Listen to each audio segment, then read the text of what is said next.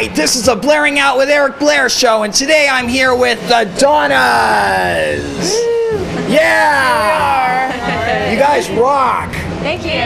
We try, but you know, sometimes it's off. Really? Oh. Every band has their bad days and their good days. We're really hot today. Yeah. Everybody's really melting. hot. Yeah, you're hot in both ways. Like, what is My it? face melting. No, Really? always. It's like 100, like over 100 degrees, it seems like. Yeah. So, the first thing I want to ask you guys, and I'll start with Donna A, is what made you decide to pursue music? Because there was nothing else to do, you know? So we just thought we could be in a band. You never thought, oh, I'm going to go to school and be a lawyer or a doctor or something I like thought everything. I've wanted to be everything. Really? Yeah. Different points. Yeah. Yeah. Like when you're 5, you Yeah. want to be something different than now. For a while, I really wanted to be a fireman. I wanted to be a bear. You wanted to be a bear?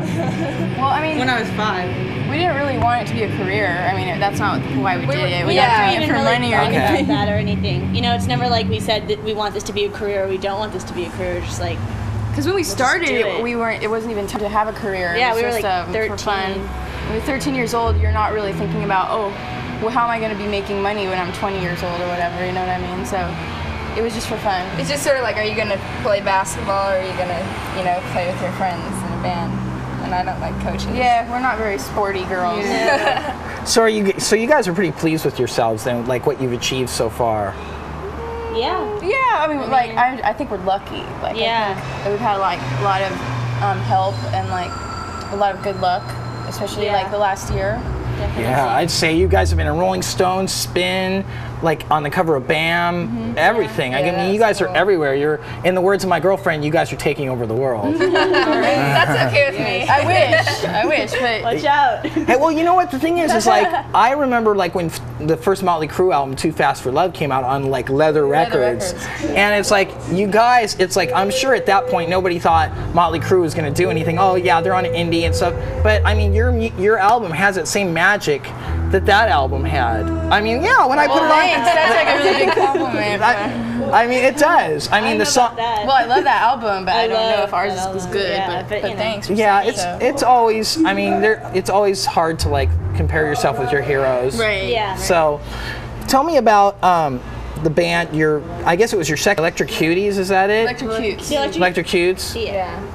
Yeah, that was actually, we were Raggedy Ann at first when we were playing, like when we were 13 and stuff, and then we changed the name when we were about like 15 to the Electrocutes, and that's about the time that we started the Donnas, and then we had 2 bands going at once, and we all played the same instruments and stuff, but we played totally different songs and totally different kinds of music, you know, and then, but that totally confused everyone. No one could get that. So we decided for this past album to merge the 2. Bands, and we just kept the Donnas because more people seem to like, I mean the Donnas name because more people seem to like that and stuff. Yeah, but I mean, like the Donnas were actually the 3rd band we had, or at least the 3rd name. You know what I mean? But yeah. And they were really just for like a joke. It was a side It project. was Yeah. a total joke. I mean, it's not like we didn't think it was cool. It was just more like we weren't doing it for anything in the future. It was just like, oh, some guy, you know, wants us to record these songs. Cool. You Yeah, know, why not? Free record.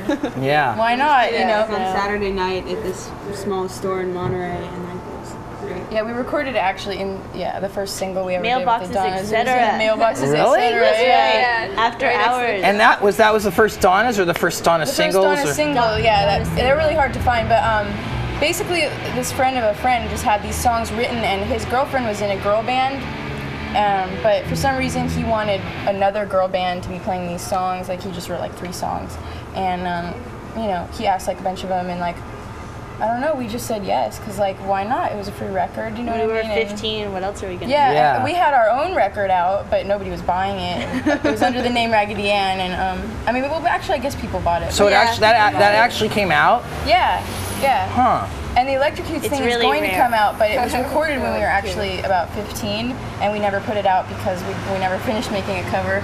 I know, We but were it too might, lazy to put it together a might be cover. put out We have some sometime. pictures. No, I don't. Really? We Still know have we to put make out. the cover. Yeah. But anyway, We're going to. Yeah. Cool. Yeah. That probably won't be for a while. Yeah, that won't be for a while, but But it's going to happen. Someday. yeah, but see, I think people think, oh, the Donnas, they're like, you know, this girl band that this some Kim Fowley style guy writes Yeah. for them, you know, We're and just it's not putting really true at all together. because for one thing, we knew how to write songs and play way before we ever met this guy. Yeah. He was just a Yeah, friend. it's not like he told us how to play our instruments, you know. Yeah. He's like, do this. No, No, and do it's this. not like he bossed us around when he just had some songs written and he was like, we play these, play them however you want. I just wrote like some lyrics and like a basic chord They're really progression. simple and They're easy, so so, easy like- to write and easy to play, and I think they're really good songs. But like after we got rid of the name The Electrocutes, it was like we didn't have anywhere to like, we didn't have an outlet. We didn't have, because like the Donnas wasn't really our thing. It was just sort of a joke.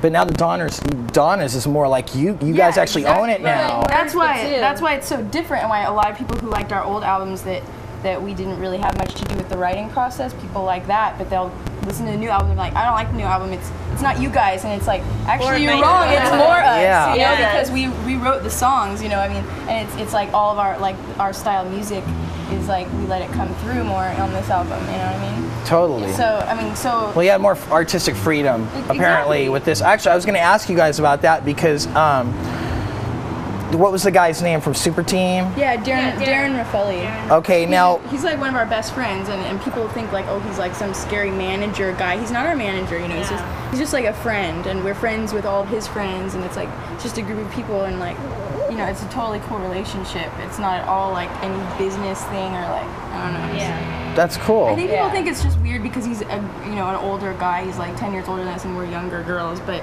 other than that, there's really nothing strange. Well, I think the walls are starting to be torn down with stuff like that. People, either you trust somebody or you don't trust them. That's just the bottom line. Either they have integrity or they don't have integrity. And we've known him for like 5 years, so we would know, if he was going to screw us over, he totally would have done it by now. Yeah, exactly. How's everybody doing?